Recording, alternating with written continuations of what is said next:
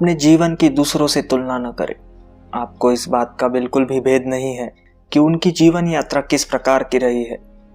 नमस्ते दोस्तों, मेरा नाम है सागर और आज आपके लिए लाया हूँ एक छोटी सी कहानी। बहुत समय पहले की बात है।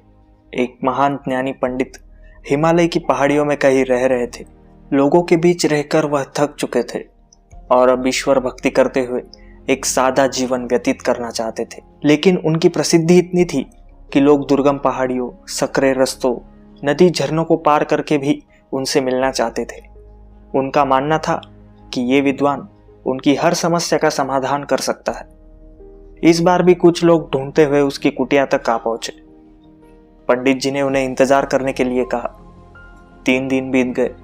अब और भी कई लोग वहां पहुंच गए। जब लोगों के लिए जगह कम पड़ने लगी तब पंडित जी बोले, आज मैं आप सभी के प्रश्नों का उत्तर दूंगा, पर आपको वचन देना होगा कि यहाँ से जाने के बाद आप किसी और से इस स्थान के बारे में नहीं बताएंगे, ताकि आज के बाद मैं एकांत में रहकर अपनी साधना पूरी कर सकूं। चलिए अपनी अपनी समस्याएं बताइए। यह सुनते ही किसी ने अपनी परेशानी बताना शुरू की, लेकिन वह अभी कुछ शब्द ही बोल पाया था कि बीच में किसी और ने अपनी बात कहनी शुरू कर दी। सभी जानते थे कि आज के बाद उन्हें पंडित जी से बात करने का मौका नहीं मिलेगा, इसलिए वे सब जल्दी जल्दी अपनी बात रखना चाहते थे।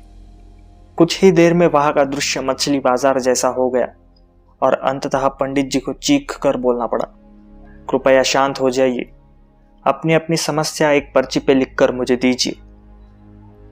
सभी ने अपनी अपनी समस्याएं लिखकर आगे बढ़ा दी। पंडित जी ने सारे पर्चे लिए और उन्हें एक टोकरी में डालकर मिला दिया और बोले, इस टोकरी को एक दूसरे के पास कीजिए।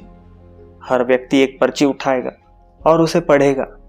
उसके बाद उसे निर्णय लेना होगा कि क्या वो अपनी समस्या को इस समस्या से बदल लेना चाहता है। हर व्यक्ति एक पर्चा उठाता, उसे पढ़ता और सहम सा जाता।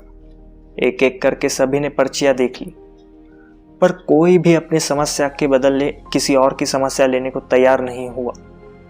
सबका यही सोचना था कि उनकी अपनी समस्या चाहे कितनी ही बड़ी क्यों ना हो, बाकी लोगों की समस्या जितनी गंभीर नहीं है।